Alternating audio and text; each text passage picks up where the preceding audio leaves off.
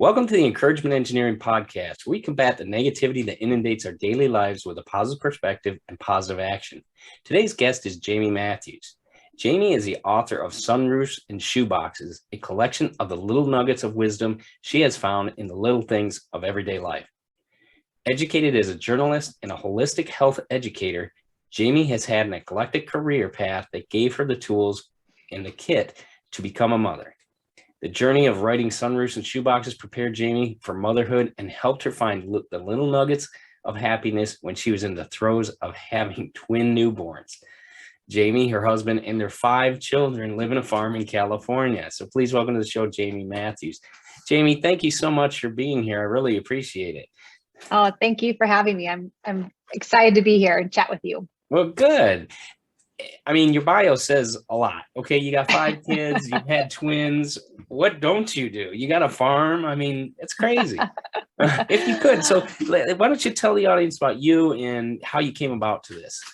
Sure. So my husband and I have a blended family. So we met about 10 years ago, and he has 2 children from a previous marriage. So once we decided that we were, gonna go the long haul, I became and walked into being kind of an instant mom, stepmom to 2. They were 4 and 6 at the time.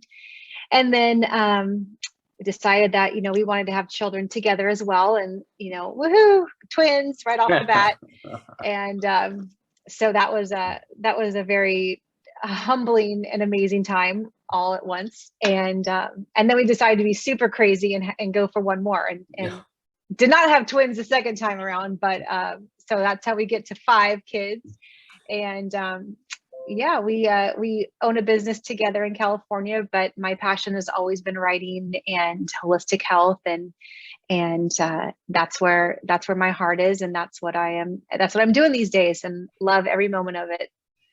Well, it's interesting because so many people think, wow, 5 kids, how do you manage to get anything done? And what I like is, and I love it from your website, it says the beauty in the mundane. Mm-hmm. Tell us about, with 5 kids, your day has got to be crazy. If you could tell us about that and how you find that beauty in the mundane, if you will. Yeah, it's an interesting challenge, because there's a lot of amazingness about having kids, especially 5. And right now they range in ages from 16 down to 4.5. Wow. So, there's a lot of personalities going on.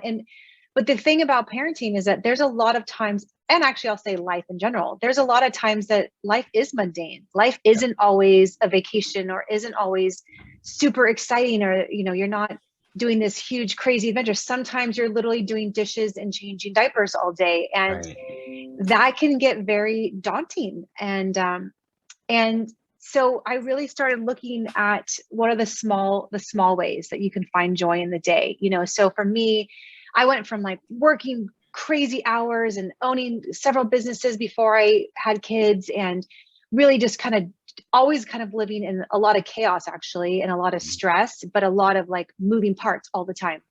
And then when you have twin newborns, like, you're not going anywhere, like, you're outnumbered. You don't even want to go to the store. Like, that just is exhausting. Right. And so it's a perspective shift that I had to work on. And it took me a long time to go, okay, well, this is my new normal. And I have always prided myself on being a glass half full type of person. And so on days where I was like, oh my gosh, it's 2:00 in the afternoon, and I haven't even gotten out of my pajamas. And where can I find the joy in that? And it's the small things. And I really found that it was literally the small things, like, my daughter's taking a good nap that day, or me having just like the most delicious cup of coffee after I hadn't slept all night. Yeah. You really find joy in the smallest of things. And because sometimes that's all you've got, sometimes that's literally all you have. And it's a couple of things that struck me with what you were saying is, one, it takes time to realize that, it's not one of these click and go things, but it takes time to realize that you have these joys. But like you said, with twins, that's a lot of work. And with a farm, that's a lot of work too. I mean, animals don't understand vacation. The pens need to be cleaned, or, they need to be fed. it's a whole, you know, you're constantly working, and you know, Yeah. kudos to you. I mean, that's a lot. But it's also Thanks. good for the kids because they're going to realize the value of work. And That's you know, right. That's that's a right. good And thing, you know? yeah, and that it takes, it's not just mom and dad doing all this work, that, you know, Right. to have the goats that you want, or the chickens that lay the eggs that you like to eat in the morning, they don't just happen by osmosis. So, Right. you know, I mean, the kids have responsibilities. And it also teaches them that life is more than just themselves, that Right. that there is more Good to point. life than just caring about what you need or what you want at that given time. Like sometimes you have to put down playing with your favorite Barbie Yeah. and go feed the dog, because the dog cannot feed itself, or Right. you don't Yeah. want her to feed herself, No. you know. So it's a good lesson, and it does, you know, and it's a lot of work too. So Oh yeah. there's that as well. Yeah. Yeah. That's something. Well, one of the other things I always see from your website, you talk about gratitude too, and the idea of spreading joy, happiness, and love. It sounds like you're integrating that into your daily life with the kids. Tell us a little bit more about how you do that, if you could. Sure. So gratitude's always been a really big thing for me. That is actually the whole premise of my book, Sunroofs and Shoeboxes. And I wrote that actually about 11 years ago. So I wrote it before I even had kids. Right. And then I shelved it because, and, you know, over the years I thought, oh, I need to publish this book. I want to publish this book. But, you know, again, timing is everything. And it wasn't the time. This is the time. And this was the year to do it. But gratitude is really what helped change the trajectory of my life. And I decided to write the book because I really wasn't finding a lot of joy and gratitude in my life at that time. I was, you know, about 30 years old. I was single, and I thought that I was going to be in a very different place in my life. You know, you always think, oh, by the time I'm 30, I'm going to be married with kids and have this, and I didn't have any of that. And I felt like, you know, what's not working in my life. And I was really focused on that. What's not working, what's not going right. And nothing in my exterior life could change. It was just,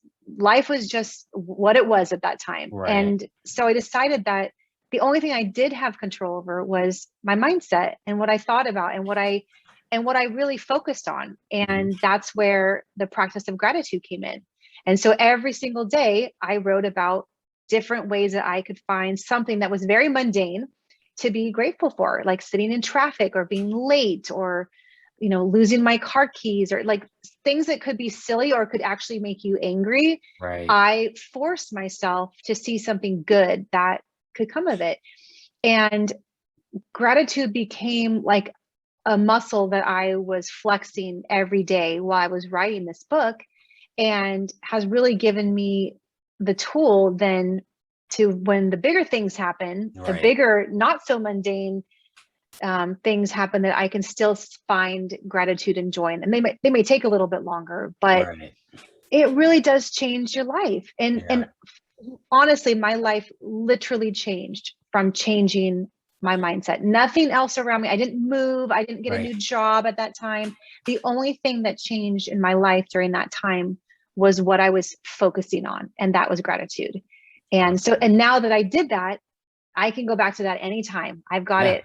I have it in my brain. I have it in my heart, and I have that tool in my toolbox anytime that I need it. And sometimes I need it a lot, and sometimes I don't need it as much. It always depends on the day and the child, actually. Right. Sometimes. Yeah. Which child's in the room, whatever. Yeah, exactly. Well, and it's interesting too, because, you know, you mentioned in some of your website about your faith, that's grown too. I mean, and God tells us about having gratitude, pray with, you know, with gratitude, start with that. It does change your perspective, because you realize it's not so bad. You know, if I'm on the green side of the grass and I'm breathing, it's a great day. You know? That's right. Yeah, that's exactly right. Sometimes when I wake up in the morning, it's thank you that I'm here another day. Thank you that I had yesterday. I had one more day with my children. Thank you. And it's because sometimes that is all you have. And other days you could be thankful and grateful for 25 things, but other days you just don't have that in you. And that's okay too. Yeah. And it's a good thing I think it's a great thing that I start my day that way. I thank you for the give me the day to wake up to, and I pray that my kids are safe. So that's, Yep. Mine are older, so it's kind of a little bit more on them now, but I always start with some gratitude, start that I can get up and that's right. enjoy that. So that's right. And how does that, with the gratitude and spreading love, how does that, you mentioned it changed your life, is your mindset shifted then, is that right? Yeah, my mindset shifted, and when that shifted and what I was focusing on shifted, then literally what I was focusing on shifted. Yeah. And so opportunities that could have been right in front of my face all along, all of a sudden, appeared. Here they were. Yeah. They appeared. Now, did they really just appear? Maybe not. I don't know, because I was really intentional about what I was looking for in my life. And when that happened, literally doors for business opportunities came about, job opportunities, just all sorts of different opportunities came up, and literally my life did change. And within a year after writing it, I did meet my husband, and we did get married and had children. And I truly believe that it was the snowball effect of what was going on that year prior, of really looking for what's going right in my life instead of what might not be, what I think should be, which probably wasn't supposed to be in the first place. You know what I mean? That's funny, isn't it? Yeah, what you thought your life was supposed to be, and so God's like, yeah, okay, let's try this. Totally. Oh, yeah. Here's the dice. Here you go. We're going to change that around a little bit. That's right. He definitely has a sense of humor. That's for sure. Yes, definitely. And he will definitely make you humble. And that's one thing that, as you talked about, what do you focus on? It sounded like it went from inward to outward. Is that kind of what happened? Right. That's exactly right. Yeah, because when you're focusing on changing your internal landscape, oftentimes, I would argue all the time, the outer starts shifting as well. And maybe it doesn't actually shift, but how you perceive it and your appreciation for it could definitely shift. And they go hand in hand. Good. It's like, I always make it akin to working out. You're not going to get stronger watching other people do it. You have to do it, and it's gonna be hard. It's gonna be painful. You build that consistent habit, and that's what's gonna help you, do what you want to do and achieve what you want to achieve. So, yeah, and I think that's a really good point that you make about having a habit, because I do think that we can so easily get in and out of good habits or harmful habits, and having a mindset focused on what's going right, or gratitude or joy, it's a habit that you have to work at. It doesn't always just come naturally to myself either. And you have to really, it's got to be a discipline, and that takes some time. And there's some days where it's easier to come by than others, and that's okay too. And not to beat yourself up that, oh, I'm not feeling super grateful today. Hey, that's okay. We all have those days. Right. But we still, at the end of the day, just like working out, if you want to get stronger physically, mentally, emotionally, spiritually, there's a discipline that's involved, and good habits that have to be, they have to be established and worked on daily. Right. Yeah. And that's so critical. It's a daily thing. And, you're changing a diaper. Okay. That all works for the baby. That can be grateful. Okay. Because you don't have to worry about that not working, if you will. Right. Having the kids around, I mean, that's a great gift. It's hard work. Yeah. But it's a gift. Yeah. And I always remember when my boys were younger. I've got 3 boys, and the smiles they would give when you're a little, like, oh, and that would just, that melts your heart. It's great. Right. So. Well, yeah. I mean, it's like, even now, like my son, my youngest, he's 4.5, and he does not like to go to bed. I mean, he'll go to bed, but then he comes out like 10 times. Mommy, can I tell you this? And at times I'll get really frustrated. I'm like, Joshy, it's time for bed. Go to bed. And then, and I'm frustrated. I'm like, oh, and then he'll come out and be like, Mommy, will you sing me a lullaby? And I'm like, oh my gosh. Oh, yeah. I will do that until you're 40 if you want me to. Yeah. It's just like, it's just that little shift of like, oh my gosh, really? Does it, like, why was I getting annoyed about that? Like, he's 4.5 and he, he just wants to prolong the bedtime. It's okay, and of course I'll go, sing lullaby to you. It's like, it's those sweet little moments that are just such great reminders that like life really is good. And there is good all around us, even when we don't see it or aren't focusing on it, Yeah, I think we definitely need to focus on it more, especially with what goes on in our world. Turn off the idiot box if you have one. Turn it off. You don't need to listen to that 24 hours a day. It doesn't do you any good. If you want to get highlights, that's fine. But then focus on, like you said, focus on the bigger picture. Focus on the greater things that will enlighten your mind, enlighten your heart, and great ideas here. So well, and another thing too with that is really what you focus on is what you fixate on. And so if you're focusing too much on what the media is telling you that's going on in the world, whether it's truth, not, who knows, who knows. But if we're focusing on those kind of things, like that's kind of the output that we will then be displaying to the world. And so you choose what you take in, because what you take in, you take out too. And it comes out somewhere. It does. Yeah. Well, it's interesting you talk about that idea too of, what you put in and what comes out, because that was one of my questions in how you're teaching your kids with a positive attitude and, the gratitude.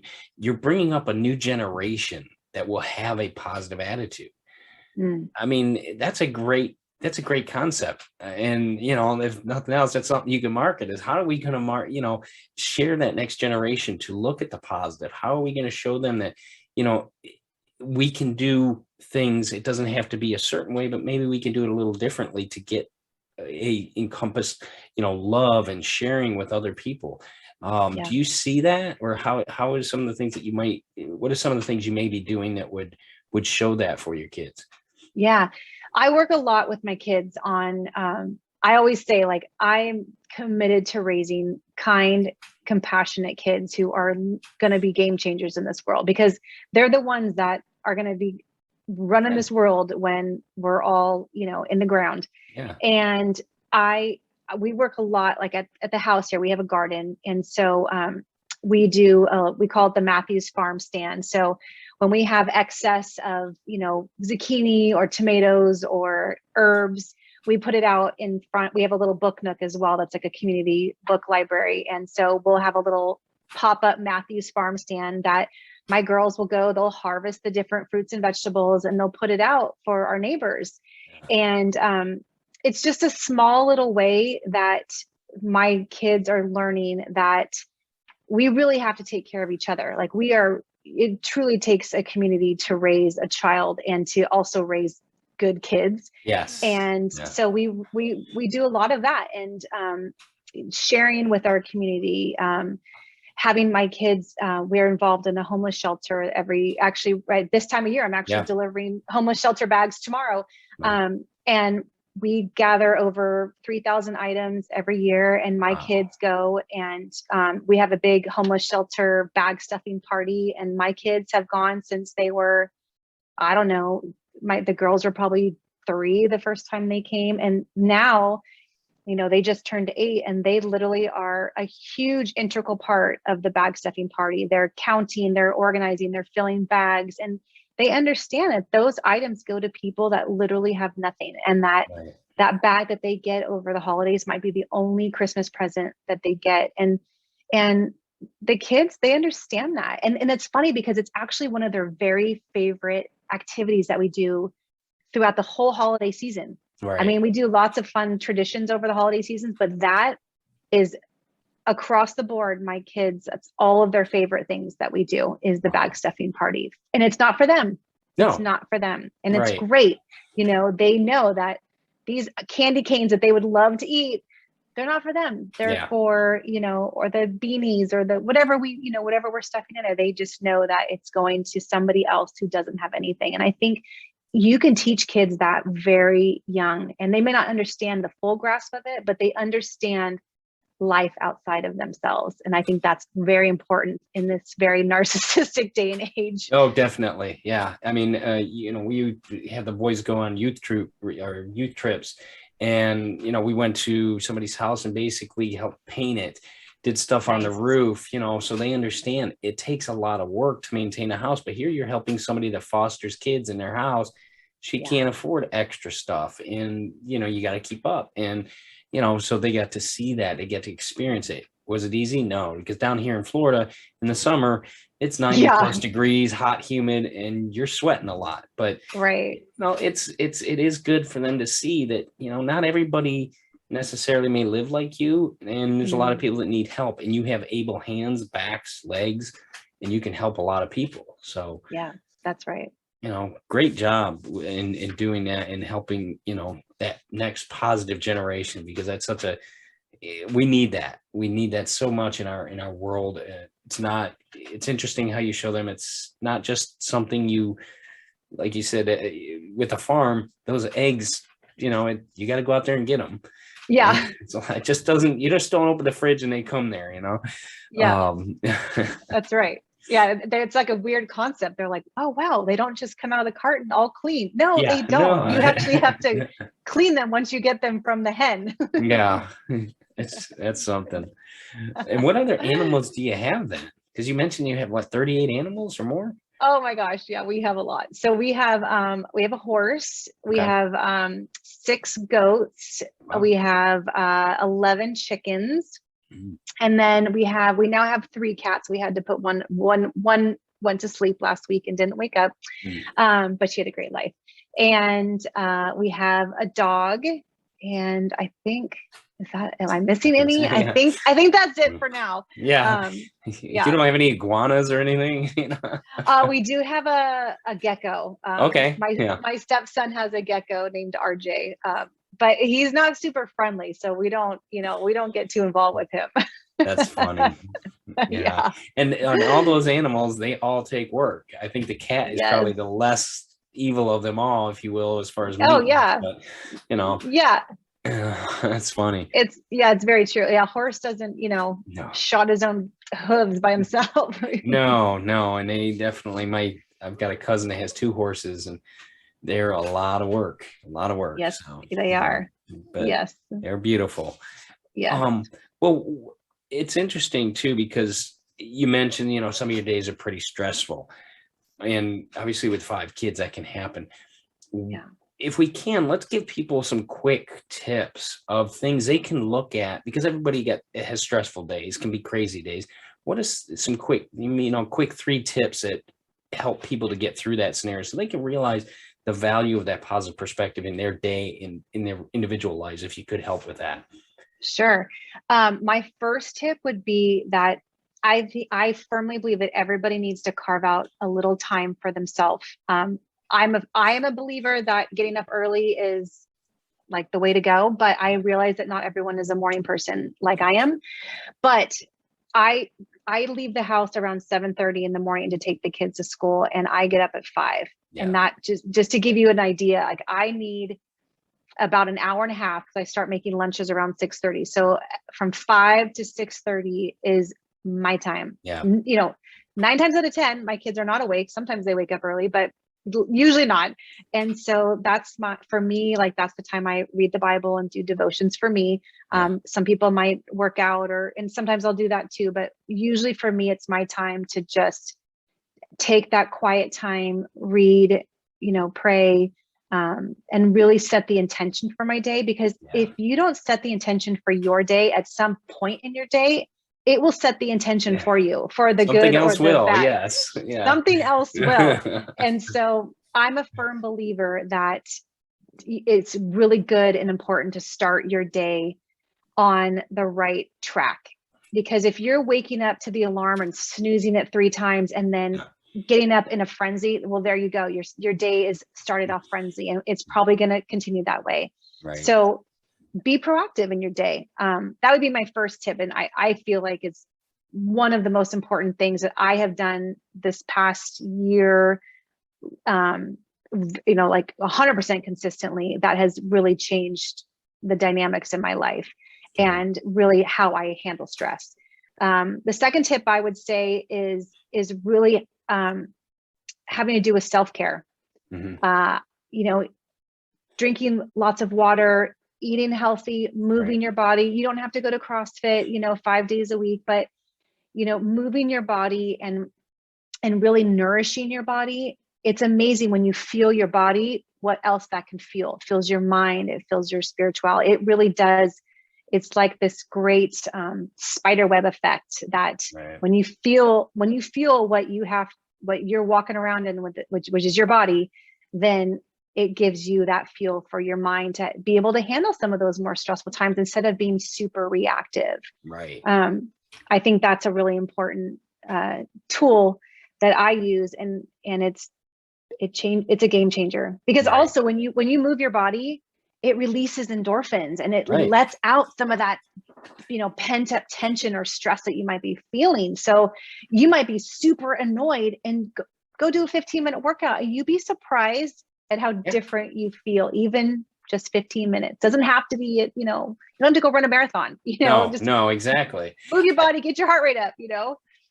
And it's interesting because I was just been reading a book from Jim Quick about that, and it talks about the advantage of that exercise, and it literally clears your mind, cleans out your mind, a physical process that helps you to get better thoughts, better oxygen elevation into your brain. But that exercise does literally clear out that fog that we talk about having. It's a known fact of the chemicals in your mind and what it does for you. So great idea. Yeah. Great. Yeah. Well, with your lifestyle, do sometimes people see you as a little bit crazy, if you will? I mean, you take on so much, you probably do a lot, probably see you, you know, one of those people that does everything. And, you know, how do you know, explain, if you can't explain if that occurs, or, you know, how that all works for you? Yeah, it absolutely occurs. Yeah. I mean, most of my friends thought I was nuts to, you know, have so many children, especially after having my twins. They were like, okay, wait, you want to have another one? Like, are you legitimately insane? And, you know, maybe I was, but you're already outnumbered with 2 anyway. I mean, whatever. You know, Like, 3, what's one more? I mean, whatever. And yeah, I get that a lot. And I get a lot of like, how do you do it all?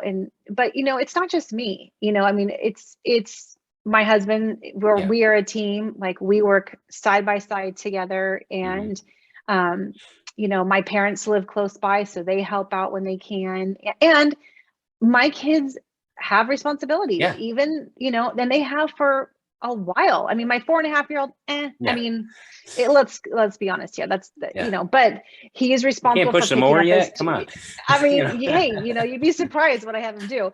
But you know, I mean, but they are capable of cleaning up after themselves, and I have taught my kids early. You know, I have a whole area where they have healthy snacks and snack areas that if they need a snack and mommy's doing work, then I go, okay, get something healthy, you know where they are. And they know exactly where their snacks are. And I just empower them to be independent. Not that I don't want to be their mom, but I know that as they get older, that's good for them too. It builds their confidence that they're capable and that they are able to make good decisions. And I mean, do they always make good decisions? No, but they know that I am trusting them to do what I'm asking them to do and make wise decisions. And, you know, they do it, and they do it really well. And so, do you think that's your faith helping you with that, or is it just sheer they've got to do this? You know, I mean, that's a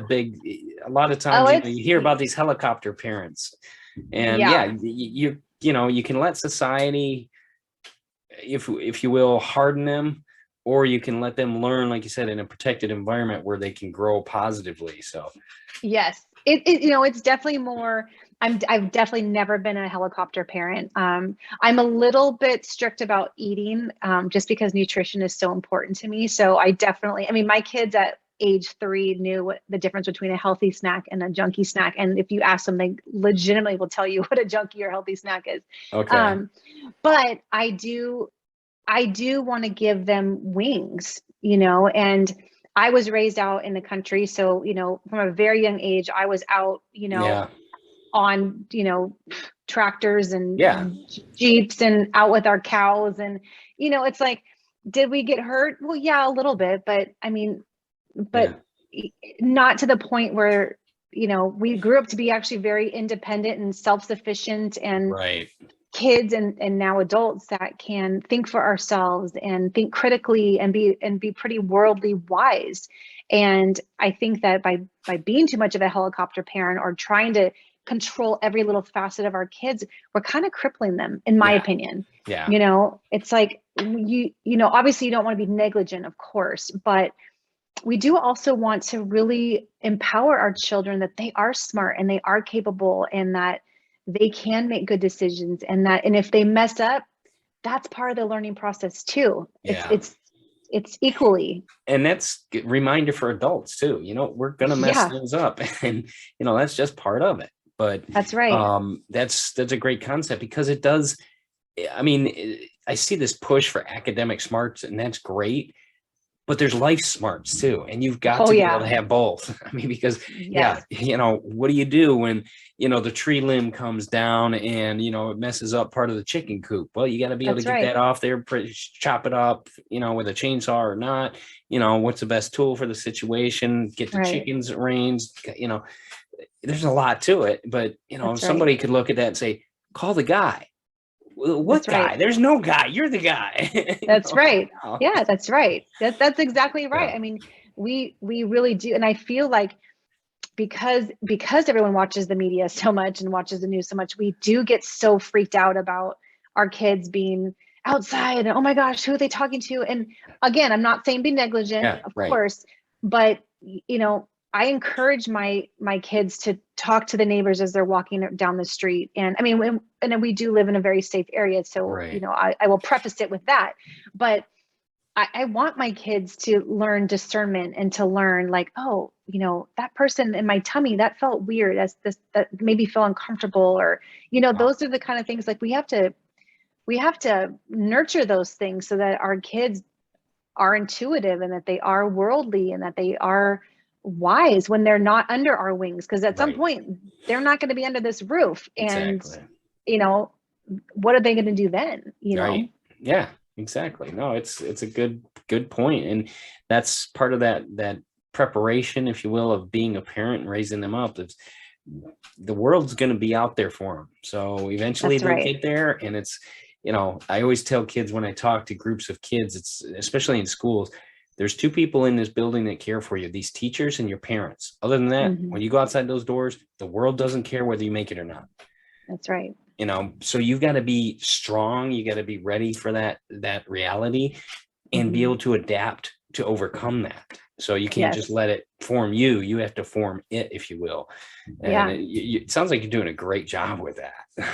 Oh, thank you. I mean, I don't know if my kids would say that, but I think they would. Yeah. Well, it's, I know all in due time, it'll come about. So, and you'll see that, but tell us, if you can, tell us more about your books coming out. Tell us about that, and tell us, where can people find out more about you with your website? Sure. So my book, Sunroofs and Shoeboxes, came out just about a month ago. So it launched on Amazon. You can buy it there. It's got the hardcover paperback. So there you can pick a copy up there. It makes a great Christmas gift, actually.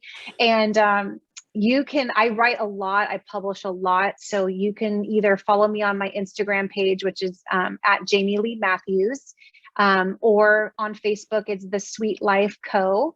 So my website's thesweetlife.co. And I just write a lot about, raising kind kids and healthy living and mindset and mindfulness. So if if your listeners or you feel like you want some more tools for that, I write extensively about that. And because we all need encouragement. And as that's what your own podcast is called. And so that's where you can find me in those different places. Well, that's great, and we'll make sure we share all that in the show notes of the show. But Jaime, thank you so much for sharing your wisdom, your insight, your positivity with our audience. I appreciate you being a guest on the Encouragement Engineer podcast. So, thank you for being here. Thank you. It was such a treat. I enjoyed it very much. Good. Thank you so much, and continue doing what you're doing. I think you're doing great stuff. Thank you. Sure.